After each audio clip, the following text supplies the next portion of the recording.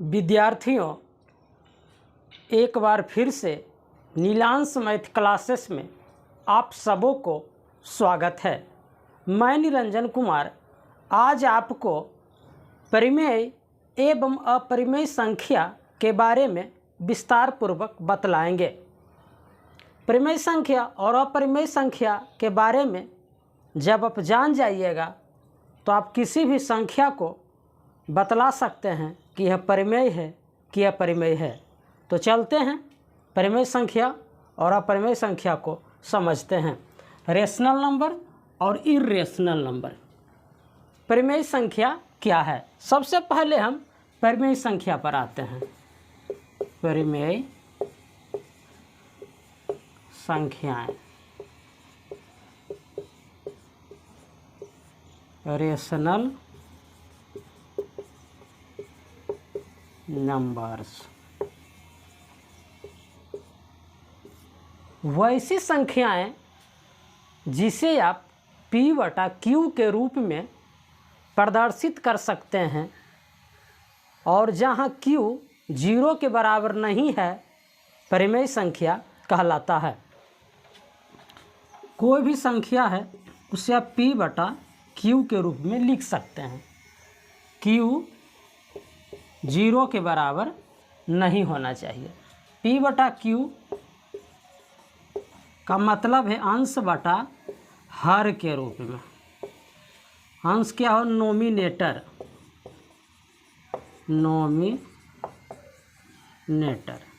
ये हुआ डिनोमिनेटर। वैसी संख्याएं जिसे अंश बटा हर के रूप में लिखा जा सके और हर 0 के बराबर नहीं हो, परिमेय संख्या कहलाता है।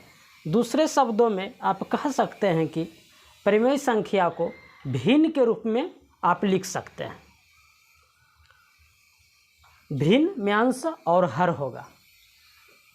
P और Q कोई भी पूर्णांक संख्या हो सकता है, लेकिन Q सिर्फ 0 नहीं होना चाहिए। 0 के अलावे कोई भी पूर्णांक संख्या P/Q को परिमेय संख्या बना देगा। एग्जाम्पल,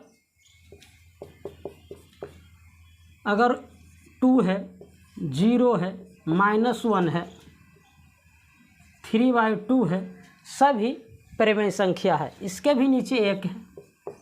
इस तरह से P/Q, P/Q, P/Q, P/Q। लेकिन 1/0 परिमेय संख्या नहीं है। 1/0 परिमेय संख्या नहीं होगा क्योंकि इसका हर 0 है। और परिमेय संख्या होने के लिए दोनों को पूर्णांक होना अति जरूरी है, तभी परिमेय संख्या होगा। एक परिमेय संख्या का स्टैंडर्ड फॉर्म होता है। Standard form of rational number. Rational number परिमेय संख्या का मानक रूप, standard form of rational number. तो 1/2, 3/4, 4/5। अंश और हर का जो मासा होना चाहिए 1 होना चाहिए। अगर दोनों का मासा 1 होगा तो वह परिमेय संख्या का मानक स्वरूप होगा और दोनों परिमेय संख्या होगा। इसका मतलब है भाज्य संख्या नहीं होना चाहिए। वह संख्या एक दूसरे को विभाजित नहीं करे तो वह स्टैंडर्ड फॉर्म होगा। अगर कोई संख्या 6/9 परिमेय संख्या तो है, लेकिन यह स्टैंडर्ड परिमेय संख्या नहीं है। इसे आप 2/3 में लिख सकते हैं। 2/3 परिमेय संख्या है। परिमेय संख्या का अंग्रेजी ही है रेशनल नंबर। रेशनल रेशियो से बना है। रेशियो का क्या मतलब होता है? अनुपात। वह संख्या अनुपात में होगी। अनुपात होने के लिए 2 संख्या का होना जरूरी है, वह भी दोनों पूर्णांक संख्या होना चाहिए। लेकिन नीचे वाला संख्या जिसे हम हर कहते हैं वह भी कभी भी 0 नहीं होना चाहिए। इस प्रकार आप परिमेय संख्या को परिभाषित कर सकते हैं। जितने भी आप संख्याएं पढ़े हैं अब तक, चाहे वो अप्राकृत संख्या हो, सम संख्या हो, विषम संख्या हो, भाज्य संख्या हो, अभाज्य संख्या हो, पूर्ण संख्या हो, पूर्णांक संख्या हो, सभी संख्याएं परिमेय संख्या है। परिमेय संख्या होने के लिए दो संख्या होना जरूरी है। एक संख्या अंश में होगा, एक संख्या हर में होगा। हर कभी भी 0 के बराबर नहीं होगा। इस तरह के अगर कोई भी संख्याएं आपको मिलता है तो निश्चित रूप से परिमेय संख्या होगा। वह संख्या धनात्मक भी हो सकता है, ऋणात्मक भी हो सकता है। चूँकि हम पूर्णांक कह रहे हैं, P और Q पूर्णांक होगा तो पूर्णांक धनात्मक भी होता है, ऋणात्मक भी होता है और 0 भी होता है। तो 0 भी परिमेय संख्या है, चूँकि 0 के नीचे 1 छुपा हुआ है। लेकिन 1/0 परिमेय संख्या नहीं है, क्योंकि किसी भी संख्या को 0 से भाग देने पर वो अनंत हो जाता है, इन्फिनिटिव हो जाता है। और मैं परिभाषा में ही सबसे पहले कह चुका हूँ कि Q किसी भी हालत में 0 नहीं होना चाहिए, तभी वह परिमेय संख्या होगा। इस तरह से आप परिमेय संख्या को समझ सकते हैं। उसके बाद अपरिमेय संख्या को हम लोग समझेंगे।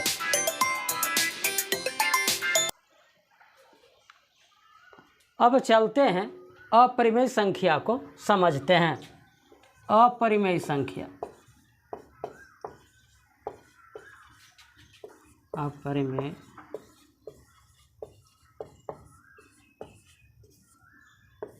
Irrational number. परिमेय संख्या का उल्टा है अपरिमेय संख्या, तो इसका परिभाषा भी उल्टा होगा।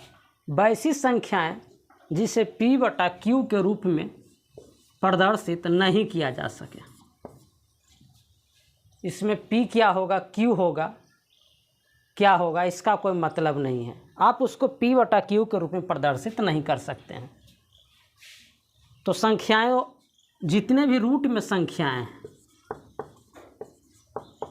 जितने भी रूट में संख्याएं हैं जिसका वर्गमूल पूरा नहीं निकलता है, वे संख्याएं अपरिमेय संख्या है। √2/1 एक तो एग्जैक्ट मान है, लेकिन √2 का कोई एग्जैक्ट मान नहीं है और अभी तक √2 का एग्जैक्ट मान नहीं निकला है, इसलिए इसे हम अपरिमेय संख्या कहते हैं।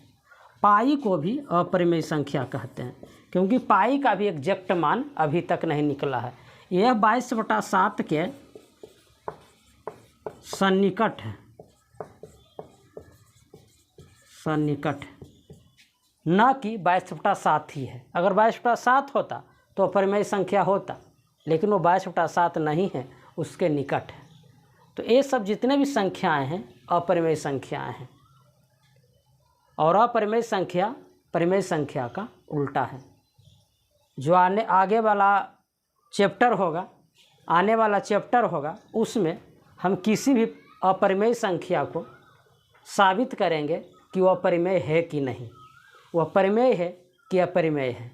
इसलिए उस चैप्टर से पढ़ने से पहले परिमेय और अपरिमेय को हम लोग समझ चुके हैं, और दोनों को अगर हम मिला देंगे, परिमेय संख्या और अपरिमेय संख्या को मिला देंगे, तो वह वास्तविक संख्या हो जाएगा। तो वास्तविक संख्या का परिभाषा है, परिमेय संख्या और अपरिमेय संख्या के सम्मिलित समूह को वास्तविक संख्या कहते हैं। तो इस तरह से आपने परिमेय संख्या और अपरिमेय संख्या को समझ चुके होंगे। अब अगली कक्षा में हम अलग वीडियो लेकर आपके समक्ष उपस्थित होंगे।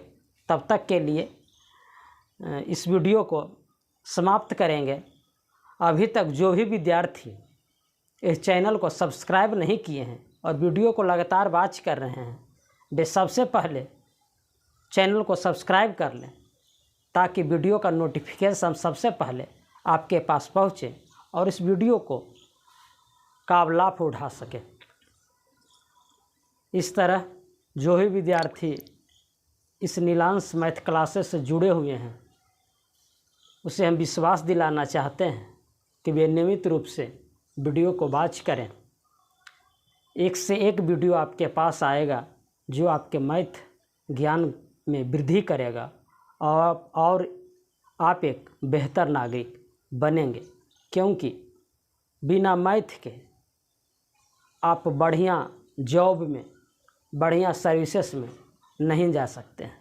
इसी के साथ इस वीडियो को समाप्त करते हुए सबों को धन्यवाद करते हुए आज के लिए इतना ही। धन्यवाद।